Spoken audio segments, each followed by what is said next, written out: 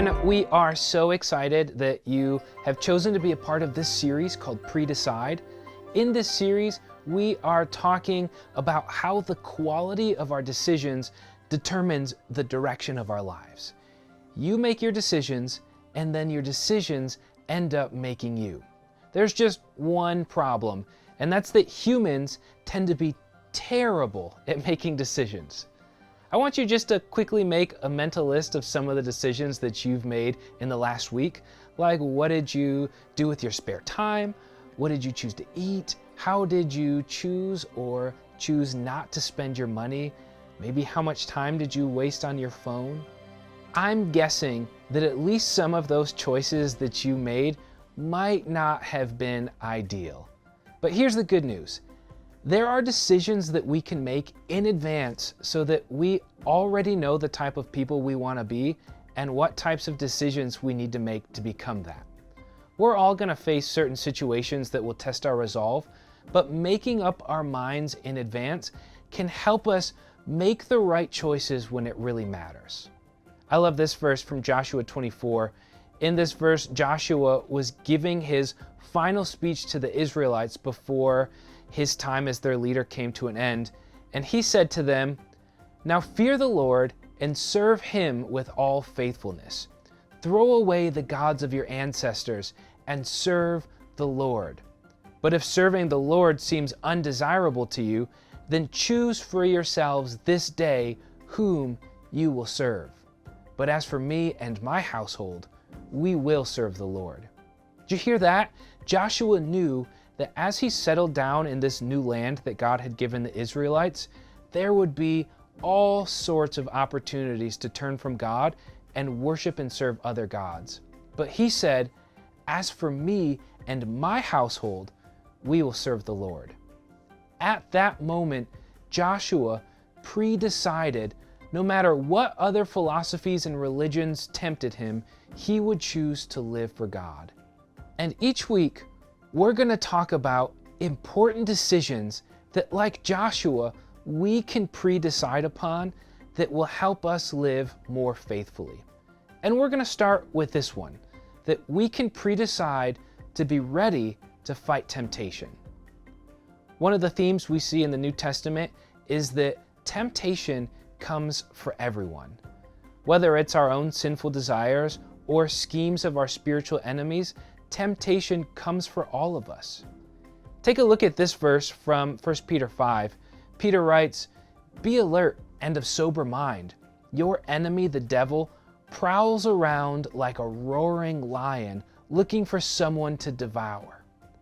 That is so illustrative of our experiences with temptation, isn't it? It seems like temptation is just waiting for the most inopportune times in our lives to pounce on us. You know, like those times where you're especially stressed or tired or lonely or hungry or angry. That's why we need to take Peter's advice and pre-decide that we will be ready to fight temptation when it comes. What's interesting is that Jesus had given Peter some really similar advice just hours before Jesus was crucified. He said to Peter in Matthew 26:41, "Watch and pray so that you will not fall into temptation. The spirit is willing, but the flesh is weak." Jesus' words there, "the spirit is willing, but the flesh is weak," is so true. Our spirit is usually willing to fight temptation. We don't wake up in the morning eager to give in to temptation, but typically we vastly overestimate our ability to resist it. In other words, our flesh is weak. If you're anything like me, you have a hard time saying no to sweets. I may wake up in the morning and say to myself, "James, remember to try and eat healthy today." But here's what inevitably will happen. I'll show up to the office and there will be sweets just waiting for me, cookies, candy, donuts, just begging me to eat them. Now, I might have the self-control to walk by these sweets once and resist. I might even have the self-control to walk by those sweets twice without giving in. But guaranteed, if I don't have a plan in place to help me resist temptation, I will probably not resist those sweets the third time I walk by. How often have you said, I'm going to do a better job managing my budget, and then a few minutes later you buy a bunch of stuff on Amazon that you don't actually need? Or maybe you say to yourself, I am done looking at things on the internet that I shouldn't be looking at, only to find yourself once again fixated on your screen. We vastly overestimate our ability to resist temptation. That's why when we pre-decide that we're going to be ready to fight temptation, we need to recognize that being ready is more than saying you won't give in. It's having a plan in place to help you say no when temptation comes knocking. So what does a plan to overcome temptation look like? Well, the first step is to move the line. When I was a youth pastor, we used to tell kids, if you see a big scary dog in the road, you don't think to yourself, how close can I get to that dog before it bites me? No, you steer clear of it. Now, this may seem like an oversimplification, but the point is super relevant when it comes to sin as well. We are always asking ourselves questions like, how much can I drink before it's a sin? I know I shouldn't have sex until I'm married, so what are things that I can do that technically aren't considered sin? Or even, how much money can I spend on myself before it's considered greed? We try to figure out where the line is, where one side of the line is considered sinful and the other side isn't, and then we want to tippy-toe right up to the edge of that line, get as close as we can without actually crossing it. And then when we do cross the line, we say, I don't even know how that happened. Paul gets at this idea when he's encouraging one of his congregations to avoid sexual immorality. In 1 Corinthians 6:18, he says, flee from sexual immorality. He doesn't just say, see how close you can get without doing it. No, he says, flee from it. Here's the thing that I want you to see. If you know there are specific areas in your life that you struggle with, instead of getting as close as you can to the line, move that line over. Set yourself a personal boundary that insulates you from falling into temptation. You struggle with overspending on Amazon? Well, make a personal rule that says you have to leave things in your cart for 24 hours until you buy them. Or don't store your current credit card in your Amazon account. Shoot, you can have your spouse be the keeper of the password and make a rule that you have to have them log in every time you need to get something. You struggle with looking at porn on your smartphone?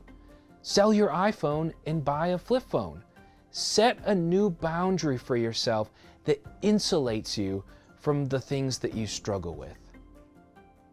Does moving the line solve your sin problem? Absolutely not. Your sin problem is only solved by Jesus, who transforms our hearts over time and will eventually resurrect us with new, perfect, non-sinful bodies. But when you move the line, it creates more space between you and your temptation that allows you more opportunity to say no to sin. A second part of being ready is to magnify the cost. One of the problems with temptation is that it usually comes to us in a way that hides the actual cost of our actions. We can think about this in all sorts of ways, but let's use food as an easy example. It's easy for us to look at a wonderfully delicious no-bake cookie and say, it's just one cookie, what harm can it do? But one cookie 3 times a day, now that can have some serious consequences to your blood pressure, to your blood sugar, or to the state of your arteries. That's kind of an innocent example, so let's talk about something maybe more sinister, like pornography. There are all sorts of personal problems it can cause. It warps our view of sex. It can create an evil habit of objectifying other people's bodies. It can make your spouse feel like you've been unfaithful to your marriage. But it also has all sorts of societal costs as well. The adult film industry is often found to be participating in human trafficking and coercion. Drugs and alcohol are often given to performers to help them deal with the brutality of the industry. Now, temptation might say, it's not going to hurt anybody, it's just this one little thing. But being honest about the real costs, that allows us to say when we're tempted, I know the true cost, and 5 minutes of pleasure is not worth ruining my health, my marriage, or endangering society with these wrong choices. Numbers 32:23 says this, you may be sure that your sin will find you out.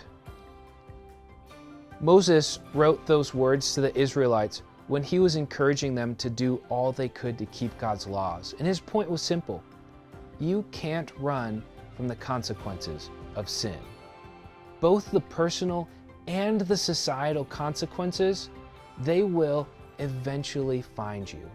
And it's better to count the cost now and to pre-decide that those costs are not worth it before we give in. Finally, the third key in being ready to fight temptation is to plan your escape. If there's a temptation that plagues you, have a plan for how you can escape when that temptation comes. Maybe you need to make an agreement with a few friends that every time you find yourself being tempted, you call one of them and talk about it. And if they don't answer, you have to leave a voicemail verbalizing what's going on. Or maybe it's an alternate action that you plan to do every time that you're tempted. Instead of eating Oreos, you eat some blueberries. Instead of scrolling Instagram for hours, you go for a walk with your dog or spouse or kids. Maybe you set up a kill switch on your internet at home that cuts out the service for 90 minutes to give you time for your temptation to pass. Whatever it is, find an escape route that works for you. You will face temptation, and most of us find that there are certain temptations that we face over and over again. And that's why we should pre-decide to be ready to resist temptation and to have a plan for what that looks like by moving the line, by understanding the true costs, and by having an escape plan already worked out. We'll see you next week.